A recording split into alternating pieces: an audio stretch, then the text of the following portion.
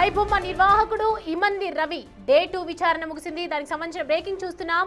రెండో రోజు పలు కీలక అంశాలను సైబర్ క్రైమ్ పోలీసులు రాబట్టారు.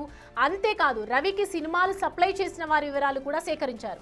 ప్రధానంగా క్రిప్టో కరెన్సీ ద్వారా మూవీ రూల్స్ వారికి రవి డబ్బులు పంపినట్లు పోలీసులు తెలిపారు. బెట్టింగ్ యాప్స్ ద్వారా వచ్చిన డబ్బులతో సినిమాలు కొనుగోలు చేశాడని చెప్తున్నారు. ఒకవైపు కరేబియన్ దీవుల్లో ప్రత్యేకంగా ఆఫీసు ఏర్పాటు చేసుకున్న రవి 20 మంది యువకులను సినిమాలు అప్లోడ్ చేసేందుకు నియమించుకున్నట్లు విచారణలో తేలిందన్నారు.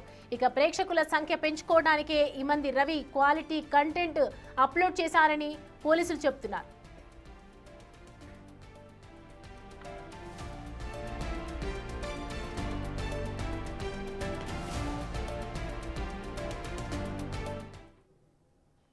రైట్, ఈ అంశానికి సంబంధించి పూర్తి డీటెయిల్స్ అందించడానికి మా ప్రతినిధి సాగర్ జాయిన్ అవుతున్నారు లైవ్ లో. సాగర్, రవికి సంబంధించి ఎంక్వైరీలో ఇంకా 20 మంది యువకులు ఉన్నారని చెప్తున్నారు. వాళ్ళ గురించి కూడా ఎంక్వైరీ చేసే ఛాన్సెస్ ఉన్నాయా? అలాగే వెబ్సైట్ కాకుండా మరో వెబ్సైట్లు కూడా ఓపెన్ అవుతున్నాయి అని చెప్తున్నారు. దానికి సంబంధించి ఏంటి డీటెయిల్స్? ఐబొమ్మ రవి కేసులో సైబర్ క్రైమ్ పోలీసులు రెండో రోజు విచారణలో కొన్ని కీలక అంశాలు విచారణలో వెల్లడైనట్లు కూడా తెలుస్తుంది.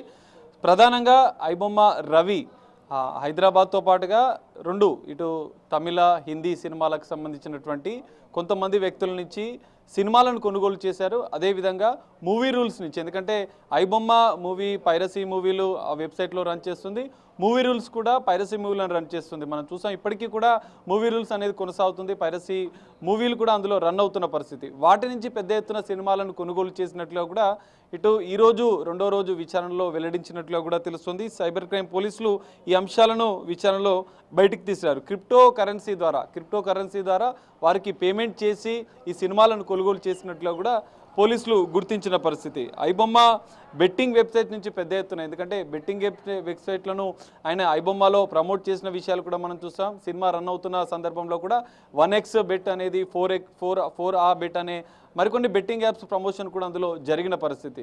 సో ఆ బెట్టింగ్ యాప్స్ ప్రమోట్ చేసినటువంటి వాటి నుంచి డబ్బులు వచ్చిన వాటితోనే, ఆ డబ్బుతోనే మూవీ రూల్స్ నుంచి కావచ్చు, మరికొంతమంది నుంచి కూడా వెబ్సైట్ల నుంచి కూడా పెద్ద ఎత్తున సినిమాలు కొనుగోలు చేసినట్లు కూడా సైబర్ క్రైమ్ పోలీసులు గుర్తించారు. ప్రధానంగా కరేబియన్ దీవుల్లో తన పౌరసత్వం ఉంది, అక్కడి నుంచే కూడా సర్వర్లను పెట్టి పైరసీ మూవీలు రన్ చేస్తున్నట్లుగా కూడా సైబర్ క్రైమ్ పోలీసులు ఇప్పటికీ గుర్తించిన నేపథ్యంలో అక్కడ ప్రత్యేక కార్యాలయాన్ని ఐబొమ్మ రవి ఏర్పాటు చేశాడు. ఆ కార్యాలయం నుంచే మూవీలను అప్లోడ్ చేసినట్లుగా కూడా ఇటు సైబర్ క్రైమ్ పోలీసులు రెండో రోజు విచారణలో గుర్తించారు. దాదాపు 20 మంది యువకులను ఇందుకోసం వెబ్సైట్లలో పైరసీ మూవీలను అప్లోడ్ చేసేందుకు, ఆ కంటెంట్ని అప్లోడ్ చేసేందుకు కూడా 20 మంది యువకులను తను ఉద్యోగులుగా పెట్టుకున్నట్లుగా కూడా సైబర్ క్రైమ్ పోలీసులు రెండో రోజు విచారణలో గుర్తించారు. మరికొన్ని కీలక అంశాలు 3 రోజుల ఇంకా కస్టడీ విచారణ మిగిలే ఉంది.